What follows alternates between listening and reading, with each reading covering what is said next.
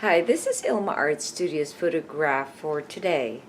It's the start of fall in one of the best places in Orangeville, which is the Mill Creek Trail Pond. Hi, check my website at ilmaarts.com for more artworks and photographs.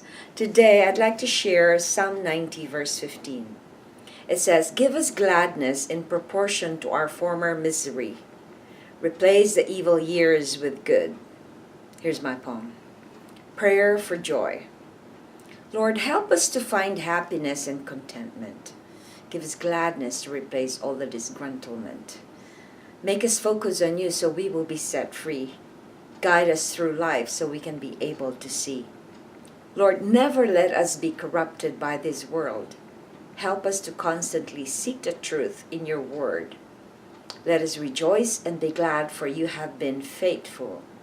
Grant us a heart that is pure and never resentful. Here's my essay. Joy was a fruit of the Spirit that was absent in many years of my past life. The enemy made sure that I was stuck in misery and discontentment. This was the reason why I was a very complaining person and always found something to criticize about. I didn't have joy because I was always longing for something I didn't have. No wonder I had many broken relationships. When I became born again, the Lord revealed to me how I could experience joy. It was when I started reading the Word of God that I became aware of my complaining nature. I was convicted to learn to be content with what I have and be thankful for every little blessing I received. God will replace all your past misery with gladness. Run to Him. Prayer. Lord, help me to find joy in obeying and living out your will. Reflection. How can you experience joy amidst suffering? I think that if you can only experience joy even through suffering if you have a relationship with Christ. Because if you do, you know exactly that in His Word it says that when we have suffering, that we should be joyful because it gives us a chance to grow our faith. And when we grow our faith, we have a chance to endure. And when we endure, we will be perfect and complete, needing nothing. That's from James. So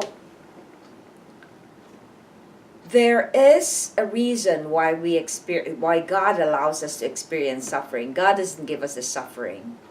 Suffering is usually a consequence of a wrong choice that we made that is out of God's will. So when we are able to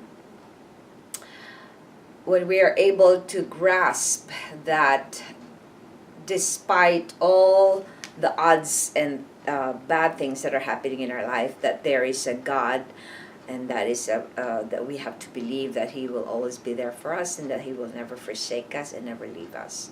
So then that is the only way you can experience joy. That even when somebody you love died, you will learn how to experience joy because you know that that person you love is probably with the Lord already. So it is very important that you have a spiritual relationship with the Lord, that you will be able to spiritually grow, because without it you will not experience joy amidst suffering. Thanks for watching. I hope you check my website at ilmaarts.com for more artworks and photographs. Have yourself a wonderful day. It's a beautiful summer day today in Orangeville.